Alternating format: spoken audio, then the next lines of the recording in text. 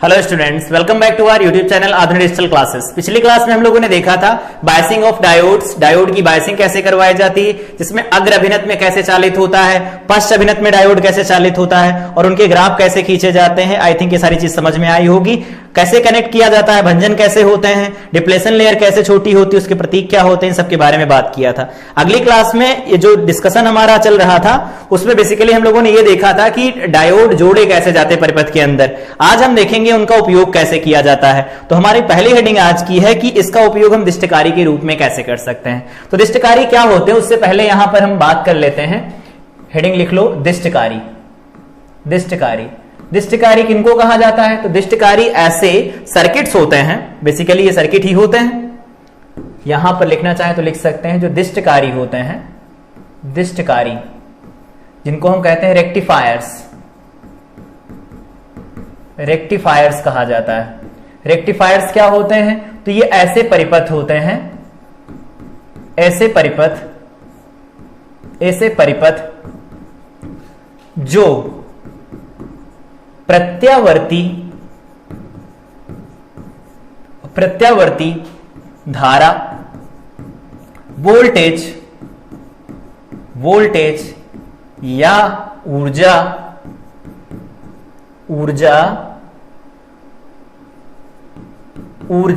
को दिष्ट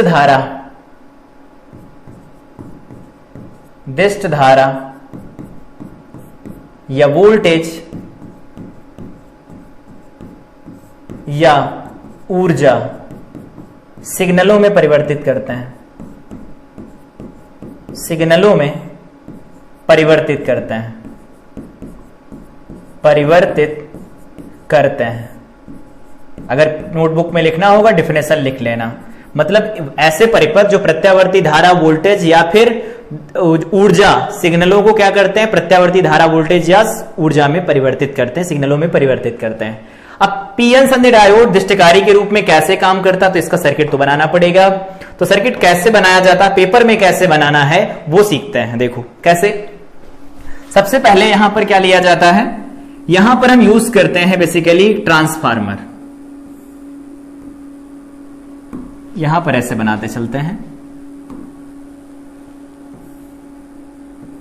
एक ट्रांसफार्मर बनाते हैं। इधर देखो ऐसा कुछ,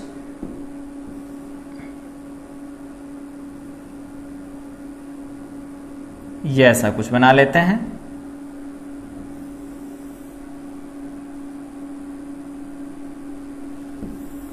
ट्रांसफार्मर बनाते हैं। कुछ तो आइडिया होगा ट्रांसफार्मर का, वही बना रहे हैं। ट्रांसफार्मर में देखो क्या किया जाता है, यहां पर दो क्रोड बनाई जाती, बेसिकली क्रोड होती, कुछ ऐसी बनाई जाती है, दूसरी ऐसी बनाई जाती है, यहां पर ऐसा कुछ बनाया जाता है। इसके बीच में एक नर्म लोहे की क्रोड रखते हैं, यहां पर एक नर्म लोहे की क्रोड रखी जाती है। इसका काम क्या होता है? चुंबकत्व को बढ़ाना, बाकी और कुछ काम नहीं होता है। चुंबकत्व ज्यादा रहे इसी के लिए हम इसका प्रयोग करते हैं। ठीक है, ये तो ट्रांसफार्मर का डिजाइन होता है। ये क्या है? नर्म लोहे की क्रोड होती है। ट्रांसफार्मर की ये प्राइमरी कॉइल होती है, सेकेंडरी कॉइल होती है। लिखना चाहो तो लिख लो। ये क्या है? प्राइमरी कॉइल है ये, और ये जो कॉइल होती है वो क्या है? सेकेंडरी कॉइल है। ये सेकेंडरी कॉइल होती है। तो एक प्राइमरी कॉइल हो गई, एक सेकेंडरी कॉइल हो गई। ये होती नर्म लोहे की क्रोड, नर्म लोहे की क्रोड, नर्म लोहे की क्रोड होती है ये नर्म लोहे की क्रोड हो गई।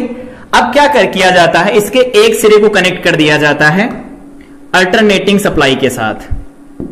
इधर वाले जोन को हम कनेक्ट कर देते हैं अल्टरनेटिंग सप्लाई के साथ, कि ये हमारा मान लेते हैं जोन किससे कनेक्टेड है? अल्टरनेटिंग सप्लाई के साथ कनेक्टेड है। ऐसा इधर एसी वोल्टता जा रही है इसके अंदर। ऐसे बनाना चाहो ऐसे बना लो। ये क्या है? निवेशी प्रत्यावर्ती धारा या वोल्टता, ऊर्जा, सिग्नल, जो भी कहना चाहो कह लो इसे। ठीक है, निवेशी यहां से है। तो ये हमारे पास पूरा जो सेटअप बना है वो किसका है? ट्रांसफार्मर का है बेसिकली। ट्रांसफार्मर में कौन सा? ट्रांसफार्मर में कौन सा ये प्रकार है? तो ट्रांसफार्मर बेसिकली दो तरह के होते हैं, यहां लिखना चाहो तो लिख लो। ट्रांसफार्मर बेसिकली दो तरह के होते हैं, एक होते हैं स्टेप अप, एक होते हैं स्टेप डाउन। एक होते हैं स्टेप अप और दूसरे होते हैं स्टेप डाउन। स्टेप डाउन होते हैं। स्टेप अप का मतलब होता है अपचाई, नहीं, स्टेप अप का मतलब होता है उच्चाई, हिंदी में शायद, हाँ उच्चाई होता है। इसका मतलब होता है अपचाई। अपचाई, अपचाई का मतलब जो वोल्टेज को घटाते हैं, ये क्या करते हैं, वोल्टेज को घटा देते हैं, ये क्या करते हैं, वोल्टेज को बढ़ा देते हैं। अगर वोल्टेज बढ़ेगा तो इनके साथ में धारा घट जाती है, यहां वोल्टेज घटता है तो धारा का मान बढ़ जाता है। ये दो तरह के ट्रांसफार्मर होते हैं हमारे पास, ठीक है। तो ये हमारे पास सर्किट बन गया किसका, प्राइमरी जो कॉइल होती, सेकेंडरी कॉइल, इनके बाद नर्म लोहे की रोड रख करके हमारे पास ये डिजाइन बन गया ट्रांसफार्मर का। उसको हम निवेशी वोल्टता के साथ कनेक्ट कर दिए हैं। अब आगे का सर्किट देखो कैसे कनेक्ट किया जाता है। ये कुछ ऐसा होता है, शुरुआत यहीं से होती है, कनेक्ट करते रहो चीजों को। अब यहां से जोड़ा जाता है डायोड। हमें पहले क्या बनाना है, हेडिंग है अर्ध तरंग दिष्टकारी, आधा तरंग दिष्टकारी। तो हम जानते हैं एसी में जो पल्स चलती हैं वो कैसे चलती हैं, पहले बना लेते हैं इसको, फिर देखते हैं एसी में पल्स कैसे चलती हैं। यहां पर वापस आओ, एसी में जो पल्स बनती हैं, निवेशी जो वोल्टता जाएगी वो कैसी जाएगी, वो कुछ इस तरह की जाएगी, वोल्टेज इधर, और यहां पर जो टाइम के साथ ही वैरी करेगा, टाइम के साथ वो कैसा बनता है, वो क्लास 10th में भी पढ़ते हैं, इस तरह से वैरी करता है, ठीक है। तो इसमें दो तरंगे हैं, तो अर्ध तरंग, पूर्ण तरंग। तरंग में क्या होता है, एक होता है धनात्मक चक्र और एक होता है ऋणात्मक चक्र, फिर धनात्मक फिर ऋणात्मक होता है। तो इसकी आधी तरंग का हमें दृष्टिकरण करना है, ठीक है। तो यहां पर लगाया जाता है डायोड। डायोड लगाओ, कैसा डायोड होगा, ये डायोड होगा कुछ इस तरह का। ये हमारे पास डायोड लगा हुआ है, इस तरह से डायोड लगाते हैं। ये क्या है, पीएन संधि डायोड, पीएन जंक्शन डायोड है, ये पीएन जंक्शन डायोड हो गया, ठीक है। फिगर कैसे बनाना है ध्यान से देखते जाएंगे। ट्रांसफार्मर को कनेक्ट किया एसी सप्लाई के साथ, फिर हमने क्या किया, एक साइड कनेक्ट कर दिया, जो सेकेंडरी कॉइल उसका एक साइड कनेक्ट कर दिया संधि डायोड के साथ, और दूसरा साइड यहां पर आगे बढ़ो, इसको हम आगे बढ़ा देते हैं इधर, और इसको बढ़ा देते हैं आगे की तरफ। रुको, इसी को बढ़ा दो, इधर बढ़ा दिया आगे की तरफ। अब क्या करना है, यहां पर कनेक्ट किया जाता है एक लोड कनेक्ट करते हैं बेसिकली। तो लोड कैसे कनेक्ट किया जाएगा, देखो यहां पर लोड ऐसे कनेक्ट किया जाता है, लोड कनेक्ट किया जाएगा, ठीक है। अब ये लोड कनेक्ट हो गया, ये हो गया लोड हमारे पास, ये लोड कनेक्ट हो गया। अब लोड के अक्रॉस हमें वोल्टता चाहिए होगी, लोड के अक्रॉस वोल्टता जो मिलेगी वही तो निर्गत होगी, तो लोड के अक्रॉस वोल्टता ढूंढो, ठीक है। लोड के अक्रॉस वोल्टता, तो यहां पर इकट्ठा किया जाता है वोल्टेज जो हमें आउटपुट में मिलेगा। तो यहां पर ये पॉजिटिव नेगेटिव मान लेते हैं, तो ये हमें मिलता है वी आउटपुट, वी आउट। ये क्या होता है, आरएल होता है, लोड लिखा जाता है इसे, ठीक है। तो ये हमारे पास होता है अर्ध तरंग दृष्टिकारी का जो फिगर होता है वो कुछ इस तरह का दिखता है। अब ये काम कैसे करता है, तो काम कैसे करता है वो तो बिल्कुल सिंपल है। हम लोगों ने देखा था डायोड अगर फॉरवर्ड बायस में होता है तो किससे रिप्लेस करते हैं, शॉर्ट सर्किट के साथ, और अगर डायोड रिवर्स बायस में होता है उत्क्रम अभिनत में तो इसको ओपन सर्किट के साथ रिप्लेस किया जाता है। बस इतना अगर आता है तो खत्म, पूरा सिस्टम इसका खत्म, यही से लिख देंगे पूरा। क्या बना देखो, यहां पर एसी सप्लाई दी गई, यहां पर क्या किया गया, यहां पर जोड़ा गया हमारे पास कि इसमें नर्म लोहे की क्रोड से दोनों को पृथक किया। ट्रांसफार्मर है, ट्रांसफार्मर के एक साइड को डायोड के पी क्षेत्र से, दूसरे को हम लोगों ने लोड के साथ कनेक्ट किया। लोड के अक्रॉस जो भी वोल्टता होगी उसे हम बाहर देखेंगे। अब ये बात आती है कि मान लेते हैं वर्किंग है, रचना हो गई, कार्यविधि सुनो। कार्यविधि कैसे है, इसमें दो पल्स हैं, मतलब एक आधी तरंग धनात्मक आधी ऋणात्मक है। तो आधी धनात्मक तो उस केस में मान लेते हैं कि जब ये पॉजिटिव पल्स चलती है, ये जो पॉजिटिव वाली पल्स चलती है, ये पॉजिटिव वाली पल्स जब चलती है तो उस केस में क्या होता है, करंट इधर जा रही, सपोज किधर जाएगी पता नहीं, मान लेते हैं सपोज इधर करंट जा रही, तो करंट अगर इधर जाएगी, करंट अगर इधर जाएगी, करंट अगर इधर जाएगी तो उस केस में डायोड कैसा होगा, शॉर्ट सर्किट होगा। और डायोड अगर शॉर्ट सर्किट होगा तो इस पल्स को जाने देगा, बिल्कुल जाने देगा, वापस से इधर करंट आएगी और ये लोड के अंदर करंट जाएगी, ये करंट लोड के अंदर जाएगी, IL लोड करंट है, ये IL लोड करंट है, IL लोड करंट है, IL लोड करंट है। तो धनात्मक अर्धचक्र में मान लेते हैं कि अगर ये प्लस वाली पल्स इसके अंदर एंटर कर रही तो धारा इधर से इधर की तरफ जा रही होगी, तो उस केस में पॉजिटिव या निगेटिव बनेगा। तो देखो ये पॉजिटिव या निगेटिव बनेगा, होगा ऐसा ना, ठीक है। उस समय पर डायोड जो होगा वो लघुपथित कर दिया जाएगा, शॉर्ट सर्किट कर दिया जाएगा। लेकिन दूसरा केस क्या है, दूसरा केस नए पेन से देखते हैं। दूसरा केस ये भी हो सकता है ना कि करंट इधर की तरफ चलने लगे, IL डैश किसके लिए है, निगेटिव साइकिल के लिए है, ये ऋणात्मक अर्धचक्र के लिए है। तो निगेटिव में मान लेते करंट इधर जा रही है, तो करंट इधर जा रही ना IL डैश, तो अगर करंट इधर जाएगी तो उस केस में क्या होगा, यहां करंट N में, इधर N होता है इधर P होता है ना, तो N में करंट अब की बार एंटर कर रही, उल्टा हो गया ना। तो करंट अगर इधर से एंटर करे तो उस केस में इसे क्या लिखेंगे, इसे लिखा जाएगा ओपन सर्किट। ओपन सर्किट से रिप्लेस करेंगे इसे, और ओपन सर्किट से रिप्लेस करेंगे तो परिपथ में ये लगा ही नहीं, परिपथ पूरा ही नहीं ऐसा मानो, तो परिपथ में पूरा नहीं होगा तो IL डैश की वैल्यू 0 आएगी, यहां पर वोल्टता नहीं मिलेगी। इस बार समझ आया। पहला केस देखो, यहां से ये प्लस माइनस पास कराएगा। ट्रांसफार्मर क्या करता है, एसी है तो एसी को ही जाने देता, बदलता तो है नहीं। तो एसी की पल्स यहां से चलेंगी, तो मान लेते धनात्मक पल्स के अंदर ये लघुपथित हो जा रहा, शॉर्ट सर्किट होगा तो उसे जाने देगा, तो इसके अक्रॉस हमें कुछ ना कुछ वोल्टता मिलेगी। लेकिन जब ऋणात्मक वाला अर्धचक्र जाएगा तो धारा की दिशा बदलेगी, जैसे धारा की दिशा बदलेगी ये ओपन सर्किट हो जाएगा, और अगर ये ओपन सर्किट से रिप्लेस किया जाएगा तो उस केस में लोड के अक्रॉस वोल्टेज 0 मिलेगा। ये इसकी कार्यविधि हो गई। अब पेपर में आता है कि इसका ग्राफ खींचो, कि इनपुट वोल्टेज और आउटपुट वोल्टेज का ग्राफ बनाना है। तो कैसे बना सकते हैं, इधर ना बना करके इधर ही बना लेते हैं। देखो ग्राफ दोनों का एक साथ खींच देते हैं, कुछ ऐसा ग्राफ, दोनों को एक ही साथ बना लो, इनपुट का प्लस आउटपुट का। ये मान लेते हैं इनपुट का है और ये हमारे पास आउटपुट का ग्राफ है, ठीक। वोल्टता बना रहे हैं हम इधर, तो ये हमारे पास दिया गया है V आउट और इधर दिया गया है ये V इन, और इधर क्या दिया गया है, टाइम दिया गया है। ये इधर क्या दिया गया है, टाइम दिया गया है, ठीक है। तो इसकी जो पल्स बनेंगी वो तो हम लोगों ने देख लिया, पल्स ऐसे चलेंगी, ऐसे पल्स चलेंगी, तो उनका प्रोजेक्शन लो इस वाले पर, ऐसा बनेगा, ऐसा बनेगा, ये ऐसा बनेगा। साइनोसाइडल होता है तो ये 0 होता है, पाई 2 पाई, यहां पर होता है 3 पाई, ऐसे ही तो चलता है ये, ठीक है।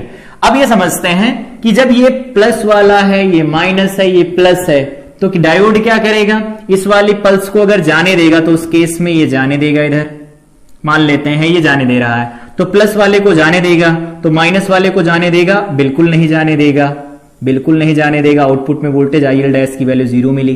फिर क्या करेगा, पॉजिटिव आएगा, फिर से चालित होगा, फिर इसे जाने देगा, फिर जाने देगा, फिर आगे नहीं जाने देगा, फिर जाने देगा। तो यहां पर जो आउटपुट वोल्टेज मिल रहा है ना हमें, वो इनपुट और आउटपुट वोल्टेज की वैल्यू कुछ ना कुछ लॉस के साथ आएगी, कम होगी बेसिकली, लेकिन आइडियल डायोड के केस में माने तो वो कम नहीं होगी, बराबर बराबर निकल के आएगी। तो ये हमारे पास V आउट का है, ये इन का है। तो इसमें जो पल्स चलती है वो साइन वाली पल्स चलती है, लेकिन डायोड क्या करता है, साइन वाली पल्स को ये बाहर कर देता है। ये किसके लिए है, across load, across load, load के अक्रॉस जो वोल्टता होगी उसका ग्राफ है। अगर यहां पर थोड़ा कॉन्सेप्ट और इन्वॉल्व करके बात की जाए कि चलो बात कर लेते हैं डायोड का क्या बनेगा, डायोड का क्या बनेगा, डायोड का बनाना है हमें, तो डायोड का बना लो, क्या दिक्कत है, डायोड का बना लेते हैं। कैसे, प्रोजेक्शन को आगे ले जाओ, प्रोजेक्शन को आगे ले जाओ, ये प्रोजेक्शन आगे ले जाते हैं, ऐसा बनेगा। डायोड को अगर हम बनाएंगे तो क्या होगा, ये दे रहा है, ठीक है, मतलब जाने दे रहा है, तो जाने दे रहा, तो उस केस में क्या होगा, डायोड के पास कोई वोल्टेज नहीं रहेगा, ठीक है। फिर उसके बाद डायोड ने उसे रख लिया अपने पास, रख लिया डायोड ने अपने पास, डायोड ने अपने पास रख लिया उसे, तो डायोड अपने पास इसे रख लेगा, ऐसा कुछ बनेगा, डायोड ने रख लिया। उसके बाद फिर जाने देगा, फिर जाने देगा, फिर अगला फिर रख लेगा अपने पास, तो उस केस में क्या होगा, उल्टा बन गया है ये, एक मिनट, हाँ ये ऐसा अपने पास ही रख लेगा। डायोड के पास अब ऐसा होगा, लेकिन रिवर्स वोल्टता होगी, तो रिवर्स वोल्टता तो आएगी, तो रिवर्स वोल्टता के लिए हम ऐसा ही बनाएंगे। ठीक है, सही है, ये कुछ ऐसा बनेगा, फिर ऐसा होगा, फिर आगे वाले में ऐसा बनता चला जाएगा। ठीक है, तो इस केस में देखो क्या हो रहा है, जो वोल्टता हमें मिल रही है वो ये डायोड के लिए, किसके लिए है, ये VD है हमारे पास, VD है और इधर टाइम है। तो डायोड के लिए ऐसा बनता है, आउटपुट लोड के अक्रॉस ऐसा बनता है, इनपुट के लिए ऐसा बनता है। तो पेपर में बनाने के लिए है तो इसे बना देना, ये नहीं पूछा जाएगा, ध्यान रखना इस बात का। ये वाला जो टर्म यहां से यहां तक लिखा गया है, ये वाला जनरली नहीं पूछा जाता है, क्योंकि डायोड के अक्रॉस वोल्टेज का क्या हो रहा है वो कभी पूछते नहीं है। लोड और इनपुट आउटपुट में क्या हो रहा है वो देखा जाता है, ये उसका फिगर होता है कि कैसे काम करता है वो अर्ध तरंग दिष्टकारी। अर्ध मतलब आधी तरंग को दृष्टिकृत करता है। यहां पर एक बात देखो, यहां पर जो करंट मिल रही plus minus plus minus plus minus मिल रही, लेकिन जो हमें यहां करंट मिल रही प्लस, फिर आगे प्लस प्लस प्लस मिलती चली जा रही है। तो वहां पर देखो कैसी धारा थी, प्रत्यावर्ती, यहां पर कैसा है, ये दिष्ट है, लेकिन फिर भी देखो फ्लक्चुएटिंग है। यहां 0 था, चला 0 हुआ, फिर 0 0 0, फिर यहां से चला, फिर 0 हुआ, 0 0 0। मतलब ये अभी अच्छा नहीं बना है डीसी पूरी तरह से। इसको अच्छा करने के लिए हम प्रयोग करते हैं पूर्ण तरंग दृष्टिकारी। अब ये पूर्ण तरंग दृष्टिकारी का फिगर क्या होता है, तो कुछ चीजें जो अभी हम लोगों ने डायरेक्ट बनाई हैं उनको तो एक्सप्लेन कर दिया है, फटाफट यहां से देख लो। ये हमारे पास ऐसा बन गया, ये हमारे पास ऐसा कुछ बनेगा, ये ऐसा कुछ बनेगा, ये ऐसा बनेगा। ठीक है, और उसके बाद में यहां पर ऐसा,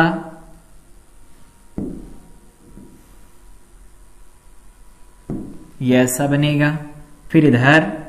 हमें अब की बार दोनों तरंग का दृष्टिकरण चाहिए, तो बना लो दोनों तरंग का दृष्टिकरण ना, क्या दिक्कत है, बना देते हैं।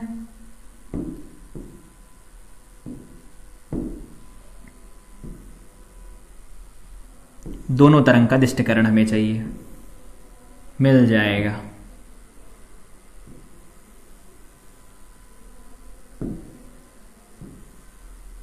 ये देखो बन गया। ठीक, अब क्या करना है हमें, यहां पर देखो दोबारा से, हमारे पास ये जो बना हुआ है ये तो ट्रांसफार्मर होता है, अभी देख लिया, और ये अपचाई ट्रांसफार्मर होता है, स्टेप डाउन होता है। स्टेप डाउन क्यों होता है, सेकेंडरी कॉइल में फेरों की संख्या देखो क्या है, कम है, तो सेकेंडरी में फेरों की संख्या कम है तो ये वोल्टेज को कम कर देगा, वोल्टेज को कम करेगा। यहां पर एसी सप्लाई जोड़ी गई है, यहां पर एसी सप्लाई जोड़ी गई है, तो इसके सिग्नल कुछ ऐसे चल रहे होंगे, अभी देख लिया एसी में सिग्नल ऐसे चलते हैं। ये इनपुट है हमारे पास, इनपुट वोल्टता है। ठीक है, और अगर आउटपुट वोल्टता बनाए तो डायोड पहले बना लो।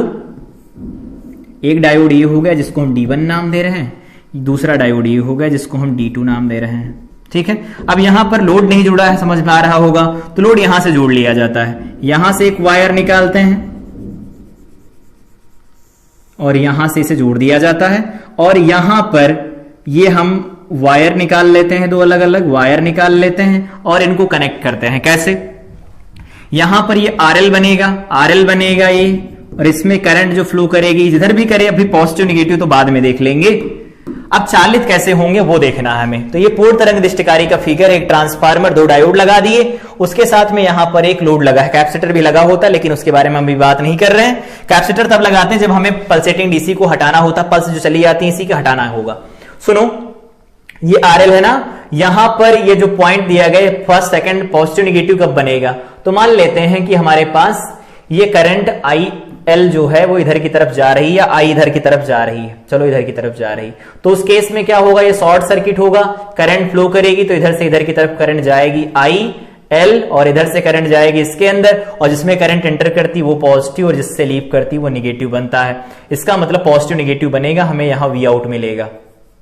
ठीक है, हमें देखना है दिशा ना बदलने पाए क्योंकि डीसी चाहिए हमें। ठीक है, अब दूसरे केस में क्या होगा, तो जब ये इधर से इधर की तरफ करंट आएगी तो उस केस में क्या होगा, करंट अगर इसके अंदर कुछ बहुत जाएगी, कुछ बहुत मान लेते जा रही, तो उस केस में क्या होगा, ये रिवर्स बायस में चला जाएगा, रिवर्स बायस में जाएगा, उत्क्रम अभिनत में जाएगा। उत्क्रम अभिनत में इसको किस पे रिप्लेस किया जाता है, ओपन सर्किट के साथ रिप्लेस करते हैं, ये चालित नहीं होगा। तो उस केस में क्या होगा, अगर हम बात करते हैं पॉजिटिव के लिए, तो पॉजिटिव के लिए ये क्या हो रहा है, चालित हो रहा है, चालित हो रहा है, और ये क्या है, चालित नहीं हो रहा है। अब दूसरी भी पल्स तो आएगी, ऐसा तो है नहीं एक पल्स चली गई बस हो गया सब, दूसरी पल्स निकलेगी तो उस केस में क्या होगा, करंट मान लेते हैं इधर से चल रही है अब IL, इधर से करंट चल रही है। तो जब करंट इधर से जाएगी तो करंट इधर से बढ़ेगी ऊपर की तरफ। अब उधर जाएगी तो उधर केस में क्या होगा, ये रिवर्स बायस में चला जाएगा। इसको ओपन सर्किट के साथ रिप्लेस कर देंगे, लेकिन ये करंट इसमें तो जाएगी ना, तो इसमें से करंट जाएगी IL, आधे के लिए नेगेटिव हाफ के लिए। तो यहां पर ये वाला हाफ है, हम इस नेगेटिव हाफ की बात कर रहे हैं। तो नेगेटिव हाफ में ये क्या हो रहा है, चालित हो रहा है। नेगेटिव हाफ में ये चालित हो रहा है। तो नेगेटिव हाफ में अगर ये चालित होगा तो उस केस में क्या लिखा गया है, इसके अक्रॉस जो वोल्टेज आएगी, इसमें भी धारा इधर से इधर, तो प्लस माइनस बनेगा। इसका मतलब है लोड के अक्रॉस जो वोल्टेज मिलेगा उसकी ध्रुवता नहीं बदलेगी। लेकिन जो यहां मिल रहा था इसकी ध्रुवता बदल रही थी, ये पॉजिटिव ये नेगेटिव मिल रहा था हमें। तो इसके लिए अगर हम ग्राफ खींचे तो कैसा बनेगा, इसका ग्राफ इधर ही खींच लेते हैं, जगह है इसमें, ये ऐसा, ठीक है। ये ग्राफ बनाना है हमें, एक यहां बना दो लाइन, दूसरी लाइन यहां बना दो, ठीक है। इनपुट और आउटपुट के बनाने, डायोड का नहीं बनाएंगे। तो पहले देखो इनपुट का जो ग्राफ बनेगा कुछ इस तरह का बनेगा, ऐसा ग्राफ बनेगा। तो इनके यहां पर प्रोजेक्शन ले लेते हैं पॉइंट्स के, यहां पर ये पॉइंट्स के प्रोजेक्शन ले लेते हैं, ऐसा कुछ बनेगा। यहां पर 0 होता है, ये पाई होता है, ये 2 पाई होता है, ये 3 पाई होता है, ये बात जानते हैं हम लोग। यहां पर भी 0 बनेगा, पाई 2 पाई 3 पाई बनेगा। लेकिन अब इसकी पल्स कैसे चलेगी वो देखो। पॉजिटिव पल्स में D1 चालित हुआ, D1 चालित हुआ, रिवर्स बायस में चला गया फिर D1 तो दूसरा चालित हुआ, D1 D2 चालित हुआ। फिर अगले पल्स में कौन चालित होगा, फिर से D1 चालित होगा। फिर अगली पल्स में कौन सा चालित होगा, तो वहां पर D2 फिर होगा। अब एक बात देखो, यहां लोड के सिरों पर क्या ऐसा तो है नहीं लगातार बल्ब जल रहा बुझ रहा जल रहा बुझ रहा है। यहां पर देखो, वापस आओ, यहां पर बल्ब जलेगा बल्ब बुझेगा, बल्ब जलेगा बल्ब बुझेगा, लेकिन दृष्टि निर्बंधन के कारण बल्ब हमें जलता ही हुआ दिखता है, ठीक है। वो जलता हुआ क्यों दिखता है, क्योंकि इसकी फ्रीक्वेंसी जो होती है, एसी की फ्रीक्वेंसी हमारे इंडिया में कितनी है, 50 हर्ट्ज है। मतलब 1 सेकंड में ये 100 बार, मतलब 100 बार जलेगा। ये 50 हर्ट्ज होती है तो 100 बार जलेगा, ये 100 बार जलेगा और 100 बार बुझेगा, जलेगा बुझेगा। तो क्या 1 सेकंड में 100 बार जलेगा 100 बार बुझेगा तो हम देख पाएंगे, नहीं देख पाएंगे। दृष्टि निर्बंधता ही होती है, तो दृष्टि निर्बंधता के आगे हम नहीं देख सकते। इसीलिए क्या होता है, एसी में जब हम अर्ध तरंग दृष्टिकारी के रूप में प्रयोग करते हैं तो उस समय पर जो बल्ब जल रहा होता है वो जलता ही दिखता है, हमें बंद होता हुआ नहीं दिखता है। लेकिन यहां पर अगर बात करें इस वाले केस में, तो यहां देखो 0 0, उसके बाद में ये positive cycle negative, positive cycle negative.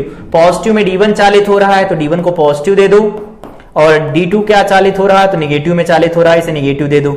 अब लगातार हमें दोनों पल्स का क्या हो रहा है, डीसी में कन्वर्ट हो रही हैं, कि तो दोनों के दोनों जो पल्स बन रही ना, दोनों की दोनों पल्स वो डीसी में कन्वर्ट हो रही हैं। तो यहां पर क्या हुआ, पूर्ण तरंग का दिष्टकरण हो गया। यहां पर क्या हो रहा था, अर्ध तरंग का दिष्टकरण हो रहा था, आधी तरंग का दिष्टकरण हो रहा था, आधी ये डायोड खा ले रहा था। लेकिन यहां पर क्या हुआ, पूर्ण तरंग का दिष्टकरण हो जाता, इसीलिए इसे कहते हैं पीएन संधि डायोड पूर्ण तरंग दिष्टकारी के रूप में कैसे काम करता है। प्रैक्टिकल में है तो कहां कहां से क्वेश्चन बन सकते हैं, इस चीज का ध्यान रखना। कोई पूछता है यहां ट्रांसफार्मर यूज करते हैं, हाँ यूज करते हैं। किस लिए यूज किया जाता है, जो वोल्टेज आता है उसे घटाने के लिए यूज किया जाता है। फिर पूछेंगे घटाता कौन है, तो अपचाई ट्रांसफार्मर वोल्टेज को घटाता है, उच्चाई वोल्टेज को बढ़ा देता है। पहचानेंगे कैसे, तो पहचानेंगे कि हम उसमें जो नंबर ऑफ टर्न्स होते गिन लेंगे। अगर हमारे सेकेंडरी में नंबर ऑफ टर्न्स प्राइमरी से कम है तो वो अपचाई होगा, ज्यादा होंगे तो उच्चाई होगा। ठीक है, बाकी हम जब ट्रांसफार्मर पढ़ेंगे तो उसके बारे में डिटेल देखेंगे। लेकिन ये पीएन संधि डायोड पूर्ण तरंग दिष्टकारी के रूप में कैसे काम करता है, ये पूरा कंसेप्ट था, ये ऐसे समझा जाएगा। यहां पर हम लोगों ने देख लिया पीएन संधि डायोड अर्ध तरंग दिष्टकारी के रूप में कैसे काम करता है। फिगर स्टेप बाय स्टेप बनाया गया, आप खुद ही बना सकते हैं इसे। तो ये क्लास थी जिसमें सेमीकंडक्टर का जो बचा पोर्शन था वो हम लोगों ने कंप्लीट कर लिया। इसके आगे ट्रांजिस्टर है, ट्रांजिस्टर हमारे सिलेबस का पार्ट नहीं है। इस बार गेट भी हमारे सिलेबस में नहीं, ना तो एक्सॉर गेट, कोई भी गेट नहीं है इस बार हमारे सिलेबस में। इसीलिए हम यहीं पर इसे कंक्लूड करते हैं। हमारी जो सेकंड पेपर की फिजिक्स है यही कंप्लीट हो जाती है। अगली क्लास में जब हम लोग मिलेंगे तो बात कर रहे होंगे अगले फर्स्ट पेपर के साथ में स्टार्ट करेंगे चीजों को। फर्स्ट पेपर में जो चीजें अब तक हो गई उनके आगे स्टार्ट करेंगे, जिसमें हमारा डिस्कशन होगा विद्युत धारा का चुंबकीय प्रभाव, किसी गतिमान आवेश के ऊपर बल निकालना सीखेंगे, कोई धारावाही चालक होगा उसके ऊपर बल कैसे निकाला जाता है, इन सबका डिटेल डिस्कशन किया जाएगा। तो तब तक के लिए सेकंड पेपर को रिवाइज करें। मिलते हैं अगली क्लास में। Till then I wish you all the best.